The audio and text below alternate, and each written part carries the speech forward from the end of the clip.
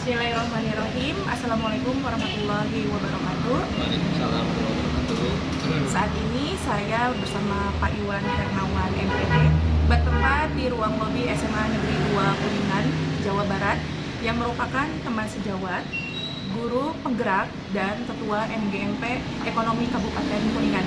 Bagaimana kabarnya Pak? Alhamdulillah baik dan selalu bahagia. Alhamdulillah ya Pak ya. Bapak sedikit mungkin nanti saya akan mewawancarai Bapak terkait dengan permasalahan-permasalahan yang terjadi dalam proses pelaksanaan belajar mengajar ya Pak ya. Ya, boleh. Untuk mengefektifkan waktu, langsung aja ke pertanyaan yang pertama. Menurut Bapak, faktor apa saja yang menjadi penyebab motivasi peserta didik rendah Pak? Faktor penyebab motivasi belajar peserta didik rendah itu ada tiga hal. Yang pertama, kondisi fisik yang bersangkutan. Yang kedua, kondisi keluarga. Dan yang ketiga, kondisi lingkungan sekitar. Untuk yang poin yang kedua Pak, menurut Bapak, apa yang akan dilakukan untuk memotivasi belajar peserta didik yang rendah? Yang akan saya lakukan untuk mengatasi motivasi belajar peserta didik yang rendah adalah dengan menyadarkan peserta didik tentang masalah yang sedang dihadapinya. Karena terkadang mereka itu tidak memahami apa yang menjadi penyebabnya. Motivasi itu kan datangnya dari diri sendiri. Nah, kegiatannya dinamakan coaching. Nah, saya coba gali potensi yang ada pada peserta didik tersebut. Nah, kalau kondisi fisik yang lemah, caranya ya dengan mengajak untuk membiasakan berolahraga sesuai kemampuan, serta makan yang teratur, makanan yang sehat dan bergizi. Yang kedua, kalau permasalahannya kondisi keluarga yang tertentu, diupayakan untuk menjadi sumber daya, jangan menjadi sumber masalah. Anak dibantu untuk merubah mindset. Nah, yang ketiga, kalau permasalahannya kondisi lingkungan sekitar, nah itu dengan cara peserta didik disarankan untuk memilih belajar mewarnai lingkungan, bukannya kita yang diwarnai lingkungan. Untuk pertanyaan yang ketiga Pak, menurut Bapak, faktor apa saja yang menjadi penyebab minat belajar peserta didik itu menjadi rendah? Faktor penyebab minat belajar peserta didik rendah itu diantaranya yang pertama kebiasaan belajar, yang kedua sumber belajar, yang ketiga lingkungan belajar. Dengan belajar. Berlanjut ya Pak ya, Iya, untuk pertanyaan yang keempat, bagaimana upaya Bapak untuk meningkatkan minat belajar peserta didik yang rendah Pak? Upaya untuk meningkatkan minat belajar peserta didik. Nah, yang pertama kebiasaan belajar. Pada kurikulum Merdeka Belajar itu diharapkan pembelajaran berpihak pada murid. Maka kita sampaikan tes diagnostik agar kita mengetahui apa yang disukai dalam kegiatan pembelajaran yang akan dilakukan. Tipe peserta didik itu kan macam-macam ya. Ada yang kinestetik, ada yang audio, ada yang audio visual. Terus yang kedua, sumber belajar. Saya sarankan untuk menemukan sumber belajar bisa dari mana saja. Kalau dulu kan berpusat pada guru ya. Nah, kalau sekarang itu dari mana saja. Selain perpustakaan, kita juga bisa googling. Carilah sumber belajar ketika kita googling itu minimal ya 2 atau 3 lah minimal itu sebagai sumber pembanding. Terus yang ketiga, lingkungan belajar. Nah, kalau lingkungan belajar, saya sarankan pada peserta didik untuk mau berkolaborasi dalam hal-hal yang positif yang sesuai dengan hati nurani.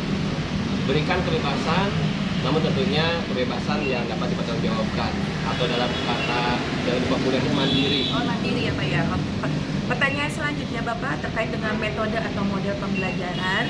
Nah, untuk metode atau model apa yang biasa Bapak pergunakan untuk mengatasi motivasi peserta didik di kelas Pak? Metode pembelajaran yang biasa dipergunakan untuk mengatasi motivasi belajar peserta didik di kelas itu ada banyak ya. Ada diantaranya discovery learning, model pembelajaran, pengungkapan, penemuan, penelitian. Terus yang kedua ada problem based learning. Itu adalah model pembelajaran yang berbasis permasalahan. Nah, yang ketiga ada project based learning, model pembelajaran berbasis proyek. Nah, dan yang keempat ada model production based learning, model pembelajaran berbasis produk. Saya lebih cenderung secara bergantian, discovery learning, problem based learning, dan project based learning. Sedangkan produk based learning itu biasanya cocoknya untuk SMK. SMK, berarti Bapak termasuk salah satu guru yang inovatif ya Pak ya, sudah menerapkan model-model pembelajaran yang inovatif. Kita lanjut Pak, Iya. kalau untuk pertanyaan selanjutnya, ini langkah seperti apa yang dilakukan oleh Bapak untuk mengatasi hambatan dalam penerapan model pembelajaran yang inovatif?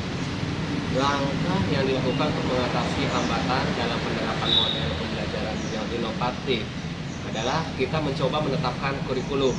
Nah, kurikulum yang ada saat ini kan kurikulum Merdeka tuh. Iya. Nah, maka lakukanlah sesuai dengan harapan dari kurikulum Merdeka. Ya, saya selalu mengutamakan makna dalam pembelajaran, walaupun tidak mengesampingkan target materi pelajaran. Jadi penyampaian tujuan pembelajaran kita maknai bahwa itulah yang akan kita capai bersama dalam kegiatan pembelajaran. Tercapai dan tidaknya itu bergantung pada kesungguhan hati para peserta didik. Makanya kita ajak kolaborasi agar bisa mencapai tujuan pembelajaran tersebut secara bersama-sama dengan suasana yang menyenangkan sesuai dengan minat belajar peserta didik. Gitu Pak. Untuk selanjutnya Pak, apa langkah yang Bapak lakukan ketika rencana pembelajaran yang telah Bapak buat melebihi batas waktu yang ada? Langkah yang dilakukan ketika rencana pembelajaran yang akan dibuat melebihi batas waktu ya. Iya.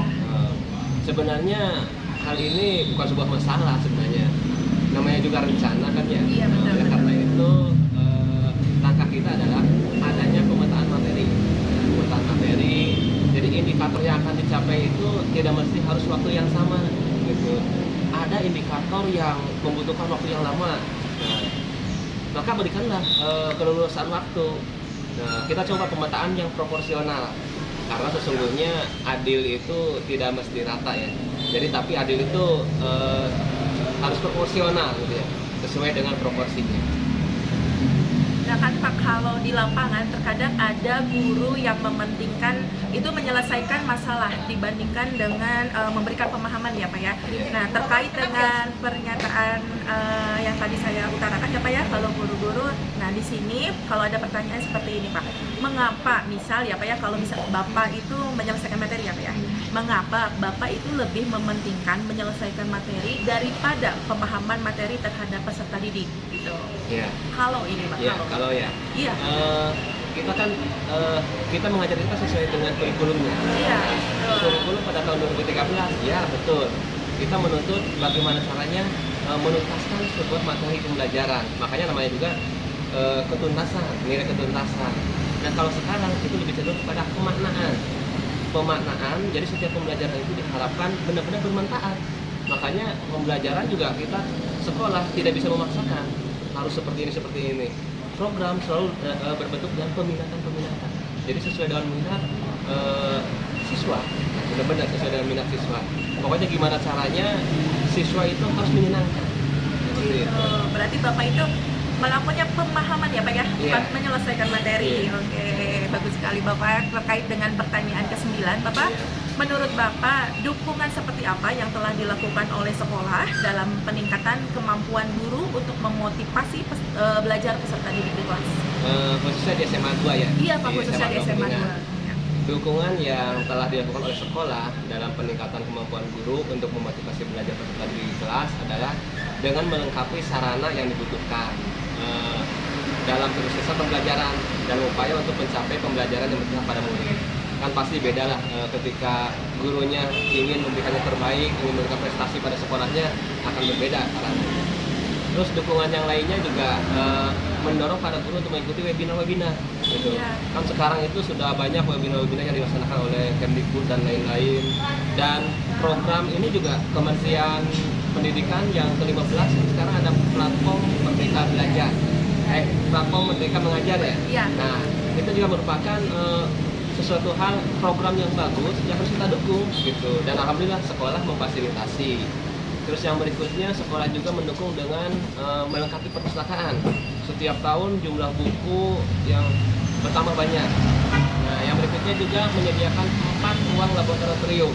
Di sekolah lain kan cuma 1 atau 2 maksimal. Kalau di kita ada 4 ruang laboratorium multimedia untuk dimanfaatkan oleh guru dalam mencari sumber belajar dan belajar IT tentunya. Gitu. Tadi disinggung sama Bapak tentang IT ya Pak ya. Iya. Terkadang di sini bukan banyak sebenarnya, masih ada guru yang tidak memanfaatkan IT padahal sudah disediakan oleh sekolah ya Pak ya. Iya. Nah di sini bagaimana upaya yang dilakukan oleh guru untuk meningkatkan kemampuan IT untuk menunjang pelaksanaan pembelajaran? Upaya yang dilakukan oleh guru untuk meningkatkan kemampuan IT Iya Pak. untuk menunjang pelaksanaan pembelajaran itu adalah dengan ini kita manfaatkan guru penggerak. Bapak sendiri ya Pak ya? Jadi kita tanyakan kepada guru penggerak apa sih yang dibutuhkan dalam pembelajaran yang berpihak pada murid kan gitu. Nah nanti guru akan menyampaikan si guru penggerak itu nanti saran dari guru penggerak itu jadikan sebagai acuan sebagai bahan bagi guru untuk melaksanakan pembelajaran sesuai harapan kurikulum.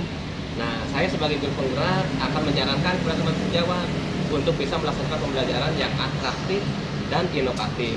Jadi kita tidak hanya menonton video YouTube kayak orang lain gitu. Kan biasanya coba tonton YouTube. Nah, itu kayak orang lain.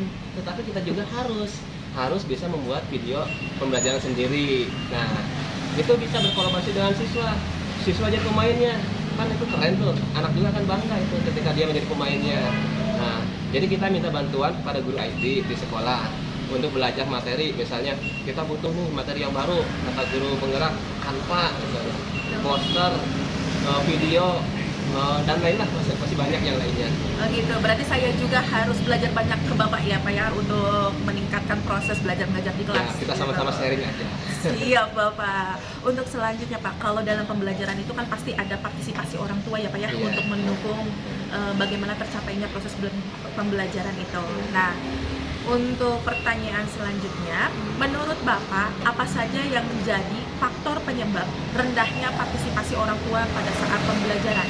Faktor penyebab rendahnya partisipasi orang tua ya pada saat Iya. pembelajaran. Ya, Oh, karena itu, gini Pak, mohon maaf, Hmm. karena gini terkadang banyak sekali orang tua yang cuek sekali gitu, Iya. jadi tidak memperhatikan ini anaknya mendapatkan nilai berapa atau apa kayak gitu. Nah gitu, pasti kan ada faktor-faktor lainnya Pak ya. Iya. Saya pengen tahu tanggapan dari Bapak kira-kira apa? Ini juga berkaitan dengan tipe ya, tipe orang Iya, tua, betul, tipe betul. orang tua. Kan tipe orang tua itu ada yang pertama tingkat ekonomi orang tuanya rendah. Ya. Nah, sehingga antara harapan untuk mendukung dana penunjang pendidikan di sekolah dengan situasi ekonomi juga keluarga jadi minim. Jadi sehingga ya udah adanya begitu gitu. Nah, yang kedua ada lagi penyebabnya itu karena kurangnya informasi dari sekolah dalam penyampaian program sekolah sehingga terjadinya gagal paham. Misalnya di tahun ajaran baru kan suka ada undangan orang tua, Ya. orang tuanya tidak hadir. Nah, itu jadi gagal paham sehingga program sekolah yang digulirkan itu pemahaman orang tuanya jadi gagal paham. Terus yang ketiga ada juga ini orang tua yang masa bodoh yang tadi disampaikan oleh ibu. Nah, dia masa bodoh dengan pendidikan. Anaknya ingin sekolah, tetapi menuntut untuk gratis dan tidak memfasilitasi anaknya, padahal kemampuan ekonominya lumayan. Nah, begitu. Mungkin itu. Oh gitu Pak. Alhamdulillah Bapak selesai sudah wawancara ini. Terima kasih Bapak telah meluangkan waktunya atas jawaban, masukan dan arahan dan solusi dari permasalahan-permasalahan yang saya angkat. Itu nantinya saya akan tuangkan dalam analisis penyebab masalah ya Pak ya. Sekali lagi saya mohon maaf telah mengganggu waktunya dan terima kasih Bapak telah menyempatkan waktu di sela-sela kesibukan aktivitas Bapak. Itu saja ya Pak ya. Dan saya akhiri billahi taufiq wal hidayah. Wassalamualaikum warahmatullahi wabarakatuh. Waalaikumsalam warahmatullahi wabarakatuh.